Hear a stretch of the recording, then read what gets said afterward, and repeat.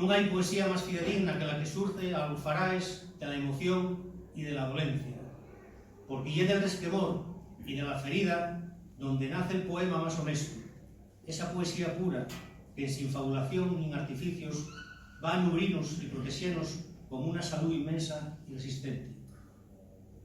En resultes d'ello, lector, vas a abordar unos versos nos que volado ensamó magistral y paradigmáticamente tradición y modernidad, para brindarnos una poesía, unes vegaes cercana, de cuando muy pulida, en ocasiones enigmática y críptica, que explora sobre él y descríbenos a nos, rellata la su experiencia vital y cuenta un poco de la nuestra historia.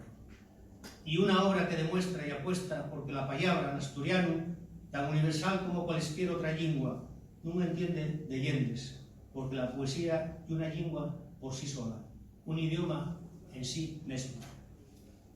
Vas a adentrarte en el discurso de un escritor que, como los grandes y los discretos, fue quien a animar mientras crució el desaliento, de fundar guapura con la amargor que percibió, de transferir serenidad desde la so impotencia. Un hombre en armonía con su contexto, esmolecido desde lo personal por lo social. Un volumen que ayuda la fundura moral del que quisiera que el mundo fuera por otros ramales y la existencia más existencial y el su discurso menos escumidizo.